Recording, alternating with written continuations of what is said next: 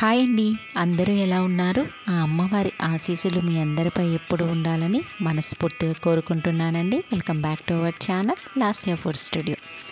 ఈరోజు వీడియోలో ఈ 2025 సంవత్సరంలో మే నెలలో సంకటహార చతుర్థి ఎప్పుడు వచ్చింది, ప్రారంభం మరియు ముగింపు సమయం, స్వామివారి పీఠం పేరు, నామం పేరు, చంద్రోదయ సమయం, అలానే పూర్తి పూజా విధానం గురించి ఈ వీడియోలో తెలుసుకుందామండి. వీడియో అయితే స్కిప్ చేయకుండా చివరి వరకు వాచ్ చేయండి. మన ఛానల్ని మొదటిసారి చూస్తున్న వాళ్ళు ఎవరైనా ఉంటే సబ్స్క్రైబ్ చేసుకొని పక్కనే ఉన్న బెల్ ఐకాన్ని ప్రెస్ చేయండి. Please subscribe our channel. ప్రతి నెలలో బహుళపక్షంలో వచ్చే చవితిని సంకటహార చతుర్థిగా జరుపుకుంటాం. సంకటహార చతుర్థి రోజున గణపతిని పూజించడం వలన జీవితంలో ఉన్న కష్టాలు, ఆర్థిక సమస్యలు, ఆరోగ్య సమస్యలు అన్నీ తొలగిపోతాయని చాలామందికి నమ్మకం. ఈ పూజని 1 లేదా 3, 5 నెలల పాటు చేయాలి. ఈ 2025 సంవత్సరంలో మే నెలలో సంకటహార చతుర్థి ఎప్పుడు వచ్చిందో ఇప్పుడు తెలుసుకుందాం. శ్రీ విశ్వావసునామ సంవత్సరం వైశాఖ మాసం, వసంత ఋతువు, ఉత్తరాయణం. 2025 మే నెలలో మనకి సంకటహార చతుర్థి మే 16వ తేదీ శుక్రవారం రోజు వచ్చిందండి. మే 16 తెల్లవారుజామున 4:03 ప్రారంభమై చవితి గడియలు మే 17వ తేదీ శనివారం రోజు సాయంత్రం 5:14 వరకు మనకి చవితి గడియలు ఉన్నాయండి.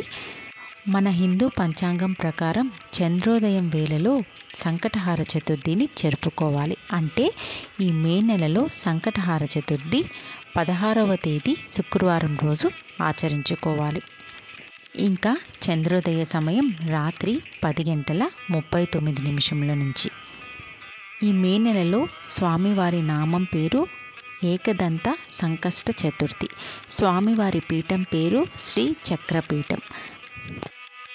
సంకష్టహార చతుర్థి రోజున స్వామివారికి నివేదించవలసిన నైవేద్యాలు ఉండ్రాళ్ళు, కుడుములు, సుండలు, ఇంకా పాలతో చేసిన పరమాన్నం.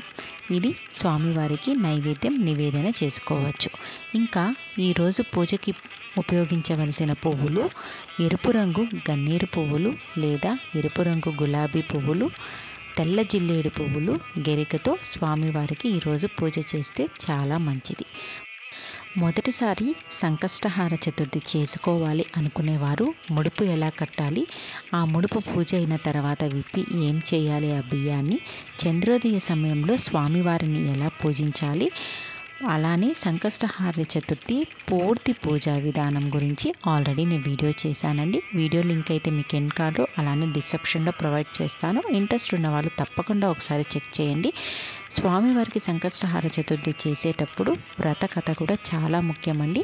ఆ కథను కూడా ఎలా చదువుకోవాలి, కథలో ఏం అర్థం ఉంది అని పూర్తిగా నేను వీడియో చేశానండి. ఆ వీడియో లింక్ కూడా నేను మీకు ఎండ్ కార్డులో కింద డిస్క్రిప్షన్లో ప్రొవైడ్ చేస్తాను. ఇంట్రెస్ట్ ఉన్న వాళ్ళు ప్రతి ఒక్కరూ ఆ 2 వీడియోలు కూడా ఒకసారి చెక్ చేయండి. ఈ వీడియో మీ అందరికీ ఉపయోగపడుతుందని మనస్ఫూర్తిగా కోరుకుంటున్నాను. ఈ వీడియోని మీ ఫ్రెండ్స్కి, ఫ్యామిలీ మెంబర్స్కి, తెలిసిన వారికి ప్రతి ఒక్కరికి ఈ వీడియోని షేర్ చేయండి. Thank you for watching.